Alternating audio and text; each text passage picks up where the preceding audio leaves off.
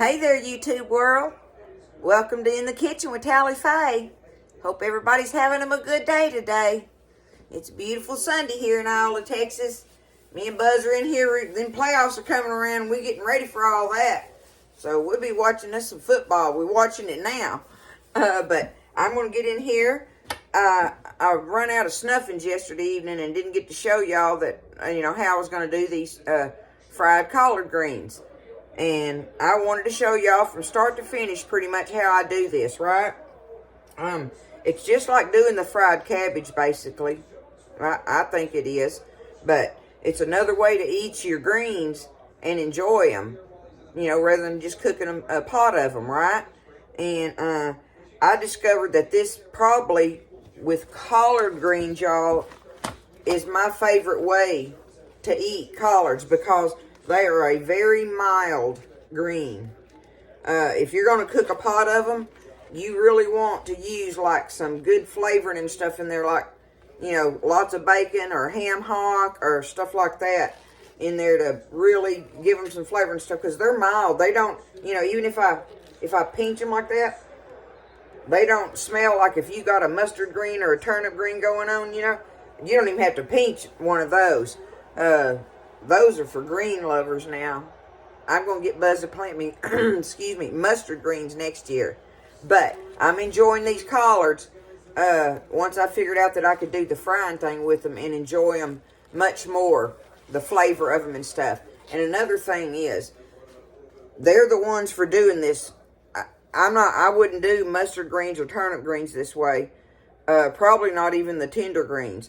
But the collards, the leaves on them, y'all, are almost like a cabbage leaf. You see how it's tough and thick like that? And seeing they're not fuzzy. That fuzzy thing that turnip and mustard greens have. Okay? Anyway, the leaf is thick on them, and that's why it makes them good for doing this frying thing, because it works like frying cabbage, okay?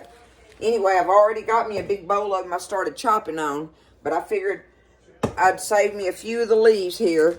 I got me for like 4 leaves here. Because they're big, y'all. Look at my... them collard greens get on up big. But they'll feed a lot of people too, right? I'm going to take them and show y'all how I wash them and strip them.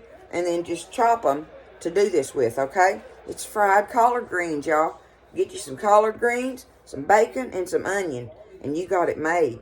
Fry you up a big skillet of them for a side dish with something. They are good, y'all. They really are. So, I'm going to show you.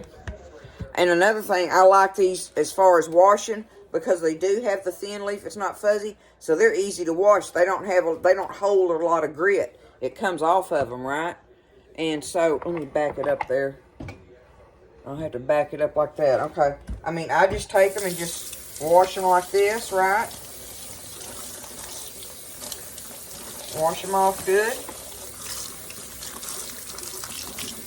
Front and back.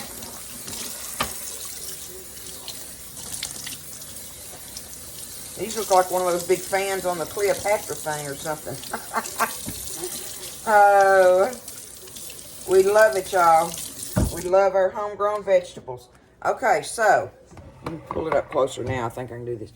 When I'm cleaning these, I just fold it together like this, right? Okay? And I just take it about halfway down because this part of the stem is fine. You just don't want these big old thick stems. So go about halfway down and just pull it off of there. See? And I just take it like that and you've got that, okay?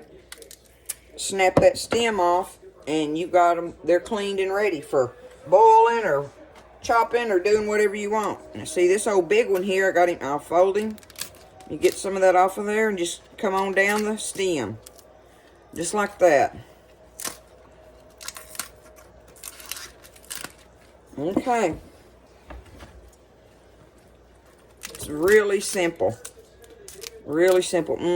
They're smelling good now that I'm breaking the little veins and stuff in them, Getting them, activating all the goodie in them, I guess, right? But that's all I'm going to do with them like that. Okay? Now, in this bowl, let me see. Can y'all see that? All right, I'm going to set it down there. I don't know if I can do it with my... I'm just going to get my scissors, y'all. Show you just how I do that. And I'm just going to take them and just irregular chops of them coming off of there, right? Just kind of do it like that. Don't cut them too little. You want them to stay, because they'll cook down. You know, like this bowl looks like a whole bunch, but they cook down, way down. If you know anything about greens, you know what I'm talking about. So I just take them, chop them up like this. And now I got it. Now I'm going to get me one onion. Go ahead and peel me an onion. I like to peel mine under running water. Keeps me from crying so much, right? So I just do it right there in the sink. Keep that water running on it and it'll cut that down a little bit. Get that piece off right there. Okay, now. Alright, I got me some onion. I got an onion I'm going to take over there to the stove. And I got me a good hunk of bacon here. That's slices cut in half in the package. So that's half a slice of bacon there. And there's like, what's that? Got 1, 2, 3, 4, 5, 6, 7, 8. I don't know, there's 8 or 9 slices. It don't matter. Just get you a good big hunk of fatty bacon. These two things are fixing to go in the skillet first, okay? So let me get my camera scooted over and we'll go over to the stove. Alrighty, so I'm over here at the stove now. I'm getting my skillet good and hot. Got me a nice size skillet going here. Like I say, them greens are going to be piled up like this, but they will cook down to nothing in there almost, right? So that's why you got to have a big bunch of them if you're going to make a, be feeding a number of people. But I'm just going to take my bacon right now and just cut it up in here and get it to frying. That's the first thing I want to do. Getting my skillet ready. Getting that bacon in there good. That bacon's important in them. Whether you frying them or boiling them. To me it is. I got to have me some bacon in them. Or ham hock. But I prefer bacon in mine. I just like it. But I'll put either one of those in there that I got. I like to try to get, if I have on hand, like when I'm doing stuff like this or boiling beans or something, have that big box of the bacon ends and pieces. I will buy that and I'll cut it in quarters and put it in the freezer. And I'll just use one of those quarters. I get 2 or 3, let one of them thaw out and I can just take a third of that little quarter and that gives me the seasoning I want. If it's a big pot, I can use half of it. But anyway, those bacon ends and pieces are worthy of having in your freezer for doing your seasoning and stuff, so you don't have to use this high dollar bacon for it, right? Anyway, that's just Tally Faye tip. But I'm going to get this bacon cooking here. I'm going to wait just a minute or two before I put the onion in there. I want to get my bacon a little bit crispy, right? So I'm going to stir it around, get it going. And we'll come back and put the onion in it. Okay, so see, it's getting about medium crispy. I'm going to turn my fire down to medium now. Back off on the heat a little bit. Now I'm just going to take this onion and just chop it all up in there in different. Just chop it up. Ain't got to be all that fancy, same size, something, right? I just hold it over the skillet and cut it up. That's how I do it. Don't nobody around here care if it's the same size bite. Matter of fact, I kind of like it like that because you get different tastes from it. When it's irregular sizes, they're going to cook a little different, right? Some of them are browned a little more than the other ones. Some of them are just that translucent where they're that sweet thing like that. Anyway, I just like to do it like that, y'all. So now we're going to get this onion cooking a little bit. See, my bacon's brown now. Let this onion just cook just a little. Get the hot out of it, I call it. I want it to be sweet. This is how I do them when I'm getting ready to make some baked beans, y'all. Do your bacon and onion like this. And I love me some baked beans. I can eat me a baked bean sandwich the next day. A fold over.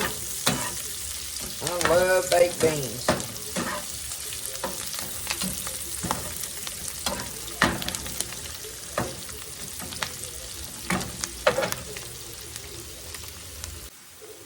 Okay, so my onions are nice and cooked a little bit, just barely brown on the edges, right? Because they're going to cook some more in here while the greens are cooking. But see, I just take it to start off with and putting, that's just the water on them making it do that. But I start off with just part of it so I can get that bacon and onions stirred in there easily without having a mess. Dumping my greens everywhere, right? Don't that already look good, y'all? Can you tell by looking at it what I'm talking about, how good that can be? And fresh out of the garden.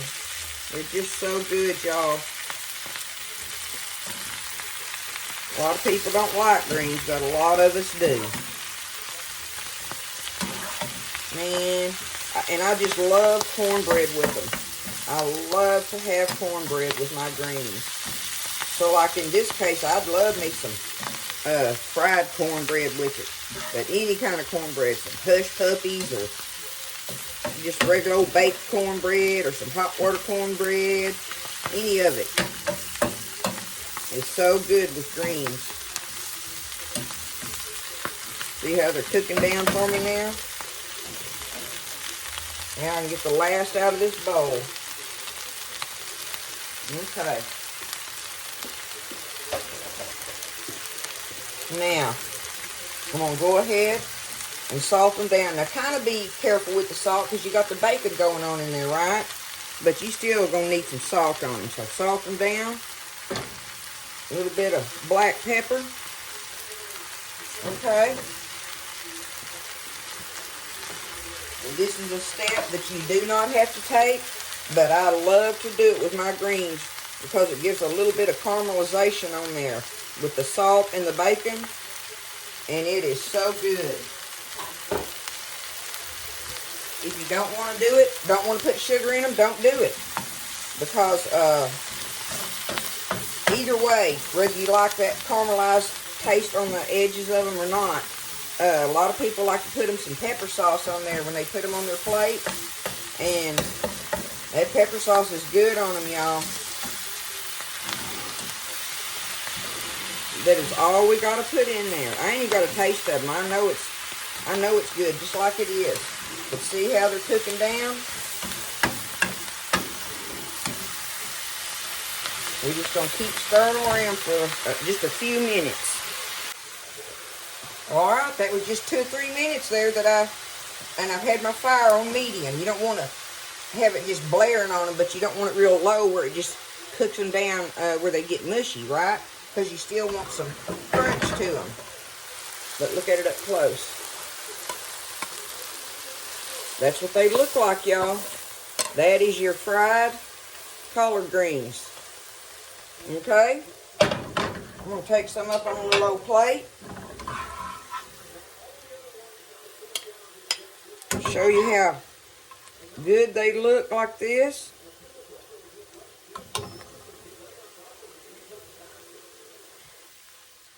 Look. Don't it look good? It's surprising, huh? It'll surprise you. And they're just delicious, y'all. It just it makes me like having another way to cook my greens. Because you know, some people in the family don't eat them, and I can only eat so many greens. But I do love them. I look forward to them each year. So he plants me a little old half row out there of whatever kind I want. That and my dill, y'all. Y'all know I gotta have my dill. But anyway, here we go. It's fried collard greens, y'all. Don't be scared. Give it a try. It might surprise you. It just might surprise you. And probably surprise somebody in the family when you put them on the table and you tell them what they are. Hey, y'all have a great Sunday afternoon, Sunday evening. Rest up. get ready for tomorrow, right? It'll be time to rock and roll again. So, I love you guys. I thank you for everything, all the support. It's going really well. So, if you want to help me out, you know, share my channel, subscribe, and hit that little blue bell on there, and it'll notify you when I'm making new recipes. I love you guys, and I'll see you next time in the kitchen with Tally Faye.